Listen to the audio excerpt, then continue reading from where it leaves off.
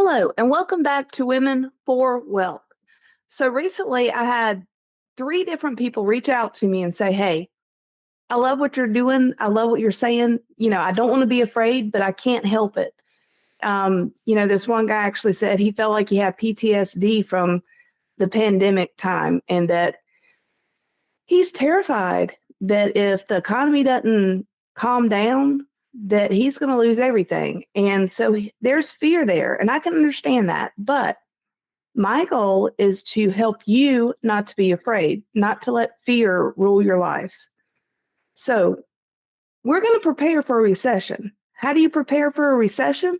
The same way you set yourself up for wealth. So, you're going to pay down debt. You're going to manage the debt that you have and get it paid off as quick as possible. You're going to keep your emergency fund and you're going to build that. $1,000 until you're 20. In your 20s, if you're not married and don't have kids, 3 months. If you're married and you have a spouse that you're financially responsible for, if you have kids, if there's anybody else in your life that you're financially responsible for, you should try to have an emergency fund that is equal to 6 to 9 months of your monthly expenses. 6 to 9.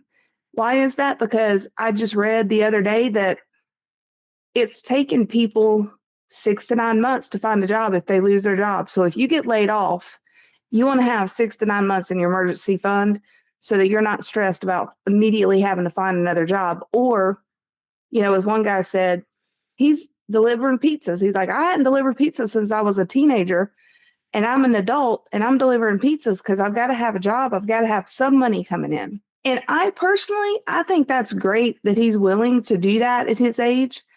But I want to set you up for wealth to where you never have to look at yourself in the mirror and say, you know what?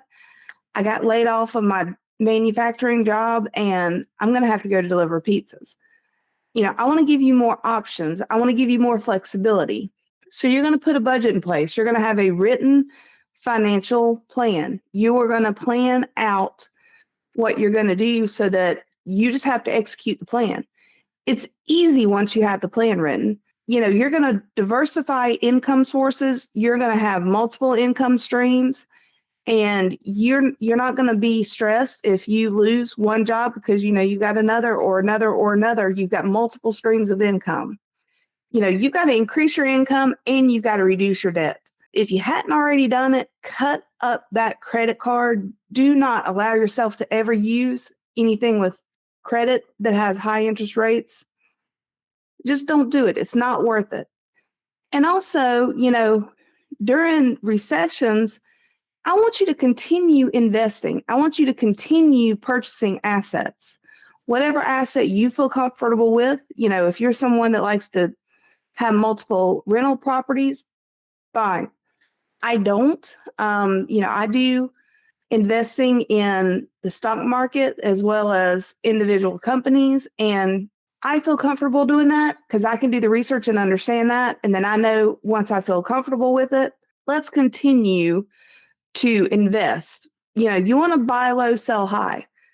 Well, a recession is a great time for things to be low. If you have your financial plan in place, and that includes investing, continue to buy stocks when they're low.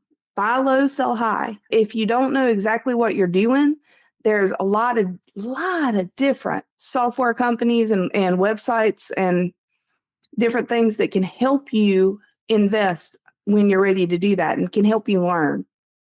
I gave each of my boys $1,000 and I was like, hey, use my $1,000 for you to get your education in how to invest.